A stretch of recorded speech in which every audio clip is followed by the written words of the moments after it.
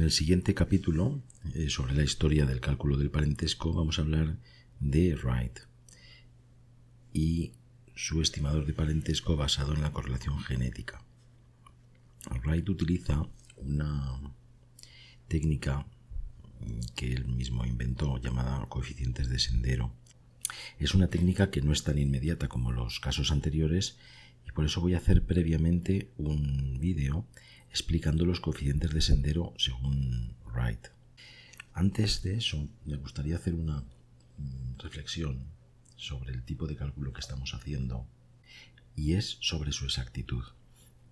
Hace unos años leí en un periódico que la masa del electrón es 5,48 por 10 a la menos 4 unidades de masa atómica.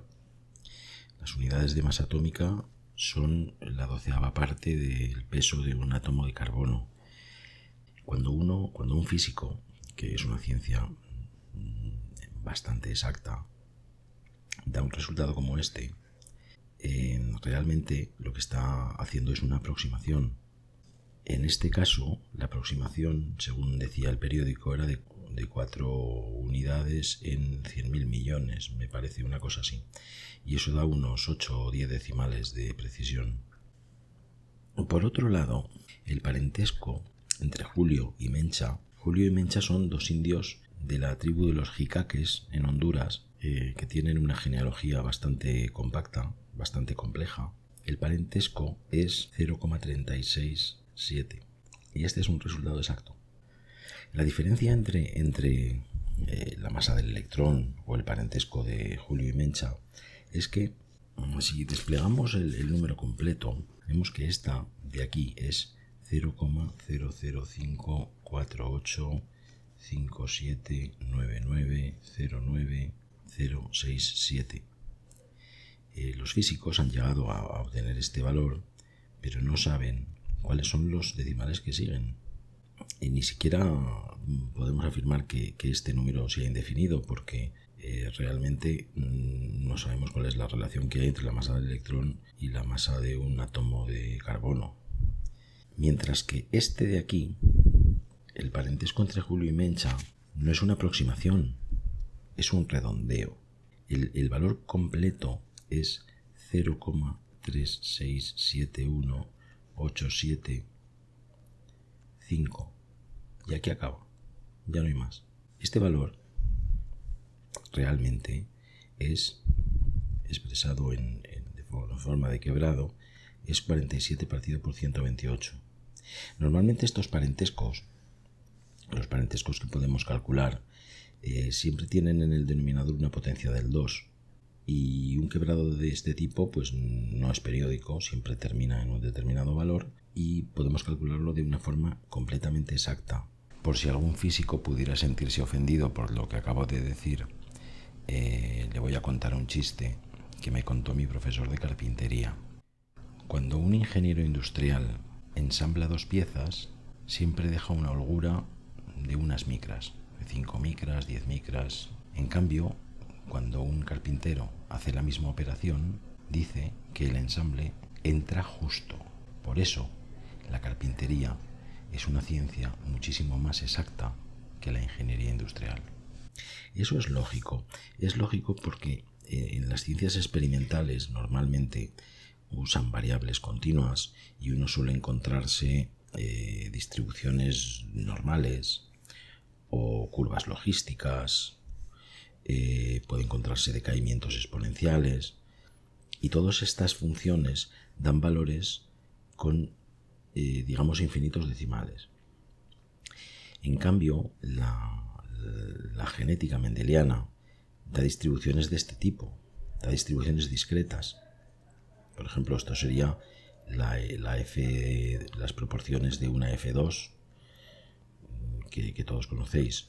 Estos valores, un cuarto, un medio y un cuarto, son valores exactos. Por eso, cuando uno tiene una genealogía, por complicada que sea, que sencillamente se basa en el desarrollo de las leyes de Mendel, de una forma compleja si queréis, nunca nos saldremos de valores exactos de este tipo.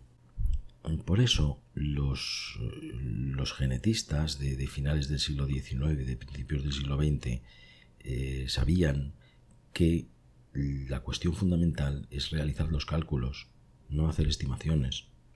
Sabéis que en una primera fase los biometristas intentaban a partir de datos calcular números, pero se hubieran encontrado con cosas de este tipo. Pero después del redescubrimiento de las leyes de Mendel, los investigadores buscaban cálculos exactos de las cosas, no estimadores, como en este caso. Esto sería un estimador, esto es un cálculo. Como digo, en el vídeo de hoy vamos a hablar de la metodología desarrollada por Wright de los coeficientes de sendero. Primeramente, en un artículo de 1917, Wright establece el método para calcular el parentesco entre dos individuos dentro de una genealogía, por complicada que sea, cualquier pareja de individuos, y habla de los coeficientes de sendero y da unas fórmulas generales para hacer el cálculo, pero no describe los coeficientes de sendero ni describe cuál es la metodología que ha utilizado para este cálculo. Esto lo hace en un artículo de 1921 que se llama Correlación y causalidad, y lo hace unos años después. Realmente, cuando Wright trabaja en 1917 en esto del cálculo del parentesco entre dos individuos y describe los coeficientes de sendero, él se da cuenta de que esto es una técnica estadística más amplia y que puede ser aplicada en muchos campos. Entonces, en 1921 publica un artículo en el que describe estos coeficientes de sendero de una forma general, y en 1921, en una serie de artículos, aplica estos nuevos métodos de coeficientes de sendero a el cálculo del parentesco entre individuos. Realmente, en el primer artículo de la serie de 1921 lo que hace es repetir lo que ya había adelantado en 1917. No sé cuál es la historia realmente, pero imagino que en 1917 mucha gente se sorprendió porque no entendían nada, no entendían cómo Wright había resuelto este problema. Y entonces Wright pensó, bueno, primero vamos a explicar los coeficientes de sendero y a continuación aplicaremos esos coeficientes de sendero para el cálculo del parentesco. Más que el cálculo del parentesco, para el cálculo de la correlación genética entre parientes. En este primer vídeo lo que voy a hacer va a ser explicar este artículo de 1921, correlación y causalidad. Después de 1921, la verdad es que los coeficientes de sendero se han aplicado en muchísimas ciencias. La mayor parte de las aplicaciones modernas que he podido encontrar son en campos como la psicología, la sociología, etc. En estos trabajos modernos usan una versión un poco diferente de los coeficientes de sendero, que es un poquito más sencilla y quizá con un poquito más de profundidad. Yo en este artículo voy a seguir la notación y los argumentos de Wright, aunque de cuando en cuando haré alguna aclaración sobre cómo se expresarían las cosas en la actualidad. Bueno, vamos a describir los coeficientes de sendero basándonos en este artículo, como hemos dicho, Correlación y causalidad, de 1921. Supongo que habrá mucha gente con reservas a la hora de revisar este artículo, porque hay una idea generalizada de lo peligroso que es asociar la correlación a la causalidad. De hecho, todos hemos oído muchas veces decir que la correlación no implica causalidad. Y a menudo en la ciencia las correlaciones espurias dan lugar a leyes inexistentes o a retrasos en la ciencia o a errores de bulto. A mí esta frase de que la correlación no implica causalidad me deja un poco insatisfecho, porque yo pienso que la correlación no implica causalidad ni deja de implicarla. Y desde luego que el artículo no va a defraudar, porque a finales del siglo XIX esto era perfectamente conocido. Por ejemplo, recordad los postulados de Koch. Estaba muy preocupado por asociar la existencia de un determinado microbio con una enfermedad. Por eso elabora sus famosos postulados. Es decir, primero hay que aislar el patógeno dentro de un individuo enfermo, Después hay que cultivarlo en un medio externo, por ejemplo en una placa de Petri. Una vez que el patógeno ya ha quedado, digamos, independizado del primer hospedador, se toma una muestra del cultivo y se inocula en un segundo individuo, que tiene que caer enfermo, con la misma enfermedad que el primero. Y por último, hay que aislar de este segundo individuo, aislar el mismo patógeno. Es decir, que la gente en aquella época ya era muy consciente de que la asociación, tanto cualitativa como cuantitativa, entre dos cosas no implica causalidad. Si vais a revisar este artículo un poco en detalle, yo os recomiendo que antes miréis estos otros dos. Uno es de Pearson, sobre la teoría matemática de la evolución, de una revista que ya hemos mencionado otras veces, y el segundo es de Joule, un año después, se titula sobre la teoría de la correlación, de una revista de estadística que toma las ideas de Pearson. Realmente en el artículo de Joule no vais a encontrar nada que no esté en Pearson, pero lo explica de una forma, a mi juicio, más fácil de seguir. Vamos a empezar poniendo unas fórmulas generales conocidas de estos artículos anteriores y después haremos algunas definiciones del propio Wright.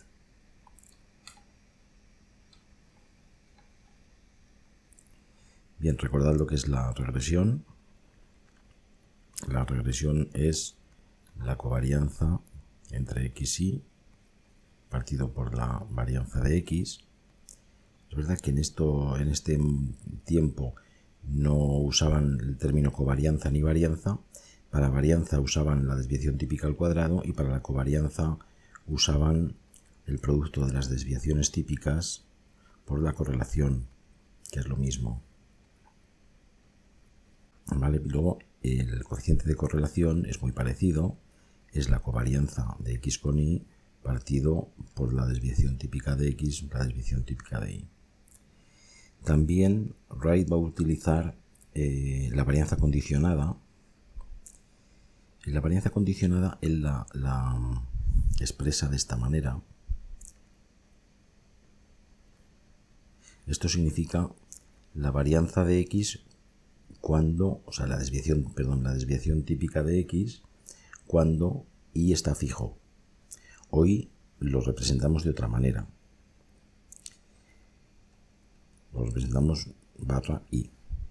La varianza de x dado y, o la desviación típica al cuadrado, es la varianza de x por 1 menos r cuadrado. Y luego, por último, vamos a hablar de otra fórmula que utilizará, que es la correlación condicional. R, la correlación entre A y B dada una tercera variable C, que en el artículo de Wright lo expresa así, la correlación entre A y B dado C. ¿De acuerdo? Por si le echáis un ojo al artículo. La correlación de AB dado C es la correlación entre A y B menos la correlación de AC por la correlación de BC dividido por 1 menos R cuadrado AC 1 menos R cuadrado BC. Y todo esto elevado a 1 medio. Bien, estas son las cosas que él toma de los artículos anteriores. Y luego hace una serie de definiciones. Empieza definiendo la desviación típica de x a. Él utiliza un diagrama como este, por ejemplo, que x tiene dos causas independientes, digamos, y es la suma de estas dos causas. Entonces, la desviación típica de x punto a significa la variabilidad que hay en x cuando b está fijo. Es decir, toda la variabilidad de x que viene de a. Si aquí hubiera más causas, todas tendrían que estar fijas. O sea, todas las causas fijas menos a. Esta es la desviación típica de x cuando lo único que cambia es a. Hoy lo denotaríamos como sigma de x dado BCD, es decir, condicionando en todo lo demás y dejando variable solamente A. Bien, pues P de XA, que es el path coefficient, el coeficiente de sendero que va de A a X, esta influencia, esta flechita, o realmente el número que involucra o esa causa, es sigma de XA, que acabamos de definir antes, partido por la desviación típica de X. Hasta ahora la regresión, la correlación condicional, la varianza condicional, etcétera, os resultan familiares, pero quizá este nuevo concepto no. He pensado mejor, vamos a ponerle números. Por ejemplo, imaginad que os echáis la mano al bolsillo y tenéis una moneda de 10 céntimos, que llamáis A, y una moneda de 20 céntimos, que llamáis B. Y esta moneda la podéis lanzar al aire y ver si sale cara o no. Y esta moneda la podéis lanzar al aire y ver si sale cara o no. Y definís una variable que es el número de caras que se obtiene cuando se lanzan las dos monedas a la vez. En este caso está claro que el número de caras en X depende únicamente del número de caras en A y el número de caras en B. En concreto, X es igual a A más B. A vale 0,1, B vale 0,1 y X vale 0,12. En este caso, ¿qué es sigma XA? Sigma de XA es cómo cambia X cuando B está quieta. Es decir, imaginaros que B ha salido cara. Cuando A sea 0, X será 1 y cuando A sea 1, X será 2. Es decir, hay la misma variabilidad en A que la variabilidad en X. Es decir, esto es la desviación típica de A. El mismo razonamiento puede hacerse para B. ¿Cuál es la sigma de XB? Sigma de B. Esto solamente ocurrirá en casos tan sencillos como este, donde una variable es exactamente la suma de las otras dos. Pero bueno, como datos me sirve. Y ahora bien, ¿cuánto vale P de XA? Pues será igual a sigma de XA, que hemos dicho que es desviación típica de A, partido por la desviación típica de X. ¿Y cuánto vale la desviación típica de X? Es la raíz cuadrada de la varianza. ¿Y cuánto vale la varianza de X? La varianza de X es igual a la varianza de A más la varianza de B, tomado de aquí. Es decir, esto es la varianza de A más la varianza de B. Y esto es la desviación típica de A. ¿Y a qué es igual esto? Como son dos monedas iguales que pueden caer en cara o cruz, pero tienen la misma distribución, la varianza de A y la varianza de B es la misma. Es decir, esto es desviación típica de A partido por 2 veces la varianza de A. Es decir, que el coeficiente de sendero es 1 partido por raíz de 2. Es decir, este coeficiente de sendero sería 1 partido por raíz de 2 y este coeficiente de sendero sería 1 partido por raíz de 2. Este ejemplo para que os hagáis una idea de los números que aparecen cuando se utilizan los coeficientes de sendero. ¿De acuerdo?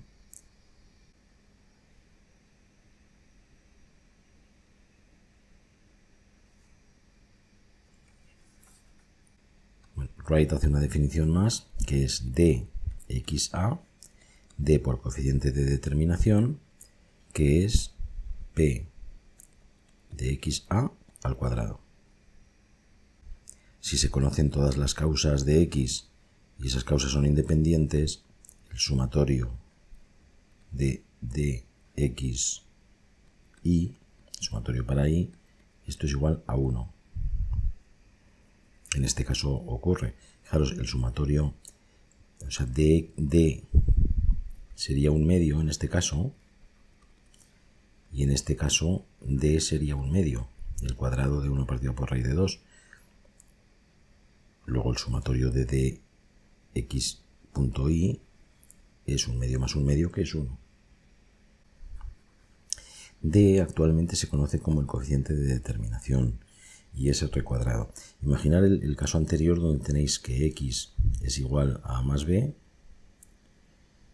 La correlación entre A y X, es decir, entre una de las causas y el valor de X, es igual a la covarianza de A con X partido por la desviación típica de X y la desviación típica de A. Y esto es igual, hemos quedado que la covarianza de A con X es igual a la covarianza de A con A más B, partido por la desviación típica de X, la desviación típica de A. La covarianza de A con A es la varianza de A. Y la covarianza de A con B es 0. Entonces esto es la desviación típica de X por la desviación típica de A. Ahora simplificando varianza de A, sigma de A partido por sigma de X.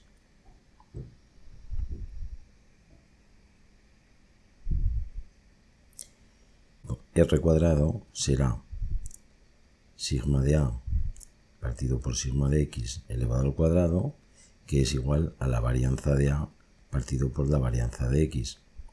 Pues decimos que es la proporción de varianza explicada por A respecto a la varianza total. Y esta fórmula es cierta. Esto sería el sumatorio de D, que es el sumatorio de las R cuadrado, será varianza de A partido por varianza de X más varianza de B partido por varianza de X, que es igual a 1. Fijaros, esta R cuadrado es lo que normalmente se conoce como grado de ajuste en los análisis estadísticos. Si X tiene lo dividís en dos partes, que es la parte explicada por el modelo y la parte no explicada por el modelo, esta R cuadrado indicaría la parte explicada por el modelo. Es decir, es el R cuadrado de ajuste que aparece en todos los análisis que podéis encontrar en los paquetes estadísticos actualmente. Lo dejamos aquí, esto se está alargando ya mucho. Entonces en el siguiente vídeo terminaré de comentar los coeficientes de sendero y en un segundo vídeo utilizaremos los coeficientes de sendero para calcular la relación genética entre parientes. De momento eso es todo. Un saludo, hasta otra.